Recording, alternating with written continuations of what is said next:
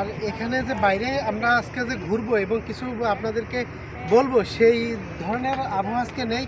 এত প্রখর তাপমাত্রা চলছে যে আসলে এখানে বেরোনো খুবই কষ্টকর ব্যাপার, খুবই কষ্ট। আসসালামু আলাইকুম। যুগের সাথে থাকার জন্য সবাইকে ধন্যবাদ জানাচ্ছি।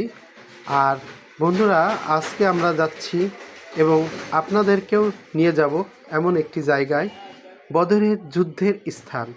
ইসলামের প্রথম যুদ্ধ সংগঠিত হয়েছিল, সেটি হচ্ছে এই বদরের যুদ্ধ। আজ আমরা যাচ্ছি বদরের যুদ্ধের প্রান্তরে। ছোটবেলা বইয়ে পড়েছি বদরের যুদ্ধের ঘটনা, আর আজ সেখানে যাচ্ছি সশরীরে এবং দেখব স্বচক্ষে ৩১৩ জন সৈন্য নিয়ে আল্লাহর উপর ভরসা করে কাফেরদের ১০০০ সৈন্যের সাথে যুদ্ধে মোকাবেলা করেছিল আমাদের প্রিয় নবী হযরত মুহাম্মদ সাল্লাল্লাহু আলাইহি সাল্লাম, এবং এই যুদ্ধে বিজয়ী হয়েছিল। চলুন বন্ধুরা, ঘুরে আসি সেই বদরের যুদ্ধের ময়দান। আজ আমরা মদিনা থেকে রওনা দিয়েছি এই বদরের যুদ্ধের ময়দান দেখার জন্য। তো আমরা একটি গতিসম্পন্ন একটি মাইক্রোবাস ভাড়া করেছি। তো আমরা যাচ্ছি, আমাদের বেশ ভালোই লাগছে, কারণ রাস্তার দুই ধার দিয়ে কখনো উঁচু কখনো নিচু পাহাড়, এই পাহাড়ের ভিতর দিয়ে মনোমুগ্ধকর একটা পরিবেশের মধ্যে দিয়ে আমরা যাচ্ছি সেই বদরের যুদ্ধের ময়দানে। অনেক ভালো লাগছে, আবার মাঝে মধ্যে একটু ভয়ও লাগছে যে কোথাও একটু দোকান নাই, ঘর নাই, বাড়ি নাই, একের পর এক আমরা চলতেই আছি এবং দুই ধারের যে উঁচু নিচু পাহাড়গুলো দেখছি এবং বেশ ভালো লাগছে। যে এই মনের ভিতরে একটা তৃপ্তিও কাজ করছে যে যে আমরা আজকে সেই বদরের যুদ্ধের ময়দান দেখব এবং আপনাদেরকেও দেখাবো ইনশাল্লাহ।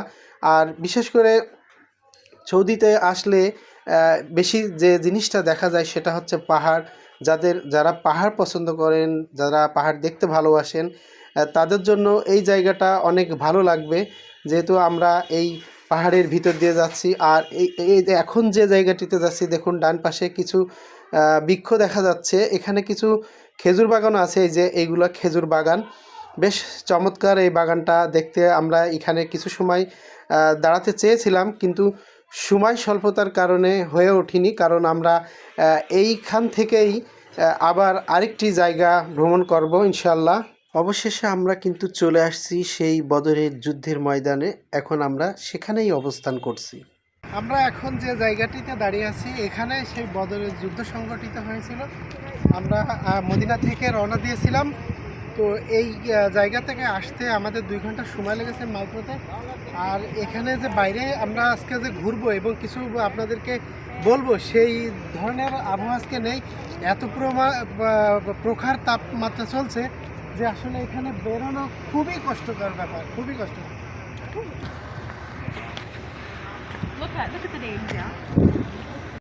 এই বদরের যুদ্ধের ময়দানে এসে আমি ভাষা হারিয়ে ফেলেছি, কারণ এই গরমে ভিতরে কিভাবে এখানে ভিডিও ধারণ করব আর কি বলবো আমি নিজেই কিছু বুঝতে পারছি না। এমনই একটা পরিবেশ তৈরি হয়েছে এখানে।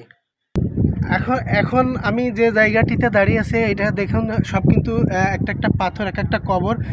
আর এখানে আসলে আজ আমরা যে পরিস্থিতির ভিতরে আসছি, এখানে দাঁড়ানোর মতো সেই ধরনের আবহাওয়া নাই। পুরো আগুন এসে কিন্তু গায়ে লাগছে।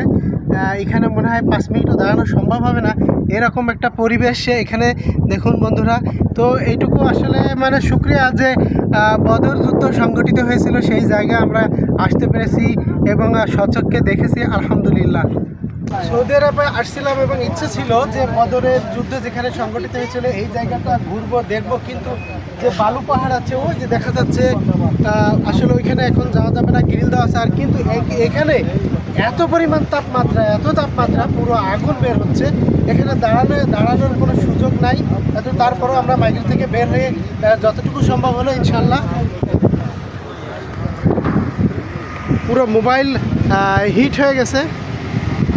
যাই হোক, আমরা এখান থেকে এখনই বিদায় নেবো ইনশাল্লাহ, কারণ এখানে দাঁড়ানো কোনোভাবে সম্ভব হচ্ছে না।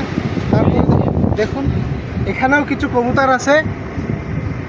এই যে কবুতরগুলো এত গরমের ভিতরেও কিন্তু এখানে তারা পাথর ঝিল খেয়ে বেড়াচ্ছে। ওই সেই বালু পাহাড়। আর বন্ধুরা, অত্যন্ত দুঃখের সাথে জানাচ্ছি, কারণ এখানে আজকে আমার ভিডিও ধারণ করা কোনোভাবেই সম্ভব হলো না।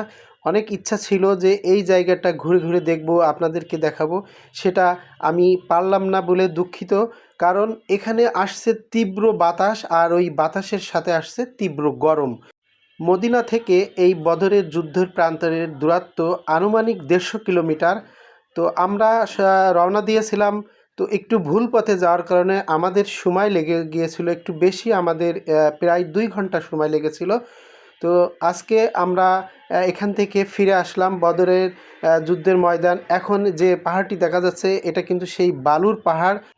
যারা এতক্ষণ ধরে যুগের সাথে থেকে আমার এই ভিডিও উপভোগ করলেন, তাদের সবাইকে অভিনন্দন জানিয়ে আজকের মতো বদরের ময়দান থেকে বিদায় নিচ্ছি। সবাই ভালো থাকুন।